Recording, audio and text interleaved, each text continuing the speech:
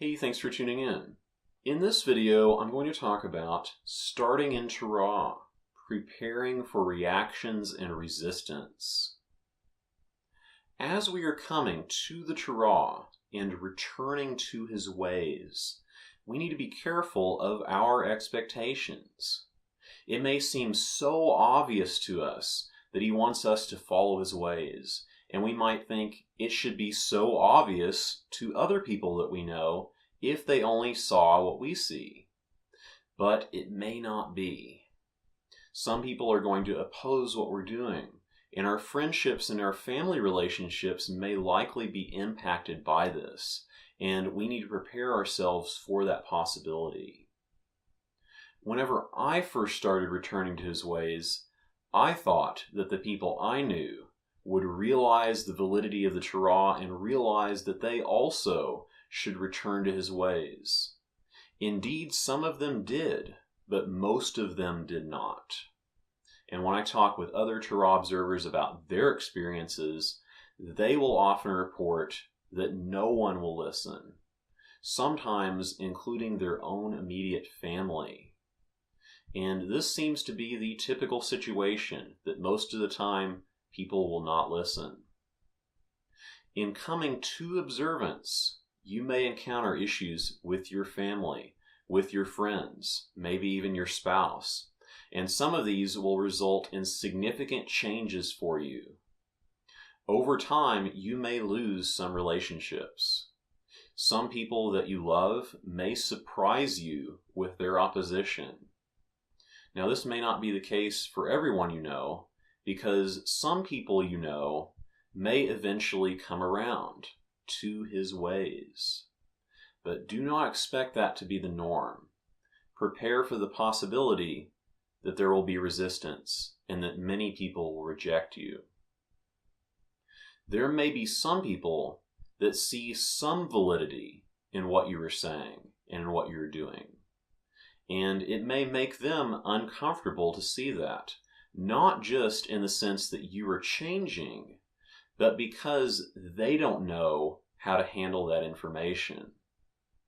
Despite the validity that they see, they may still believe that their way is right, at least on some level. They just don't really understand how to reconcile that yet. There may also be some people that recognize the validity of the Torah, and they are afraid that it could be the truth. This might include fear of how it affects other beliefs, fear of how their family and how their friends might react if they acted upon that, and also fear of change in general. Some will let these things hold them back entirely, even when they see validity to it. Over time, some of these people may become more receptive, but many will find a way to avoid being bothered by it further. One thing that you should expect is the use of irrational arguments, irrational claims, and also criticisms by many who resist.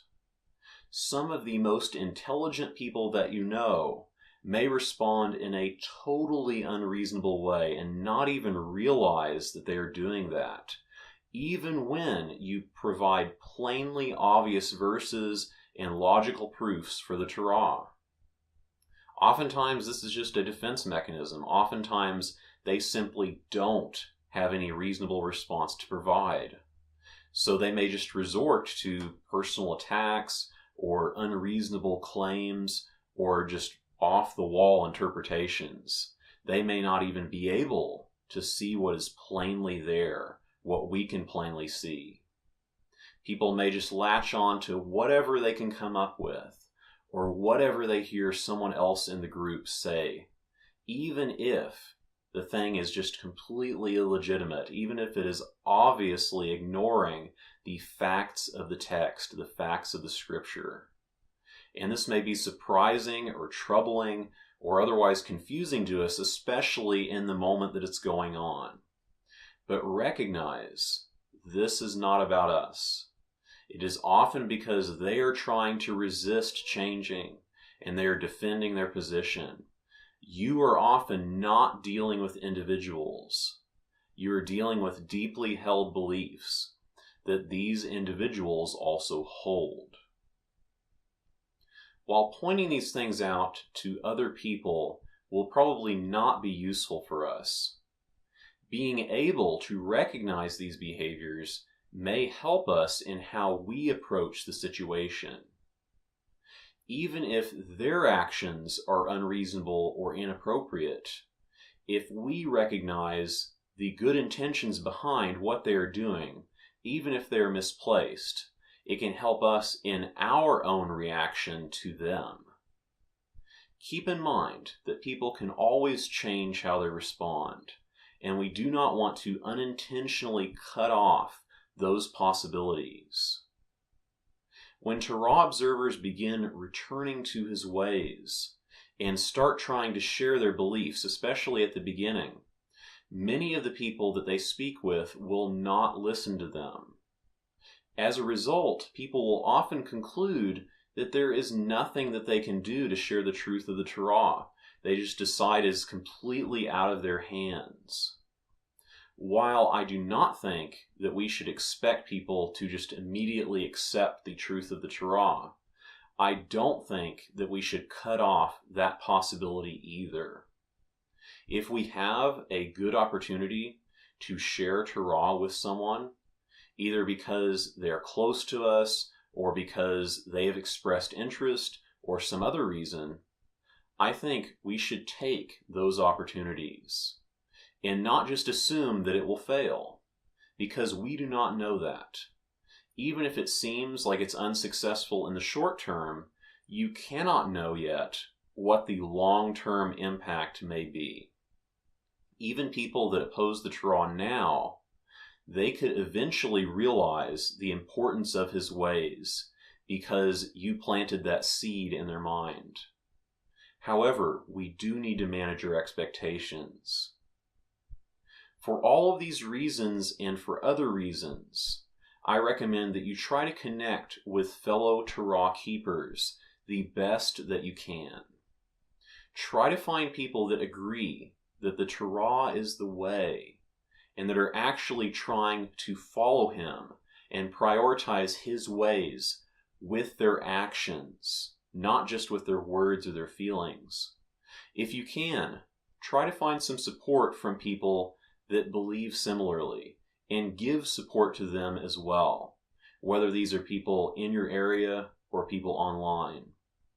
Strengthen yourself because changes are coming.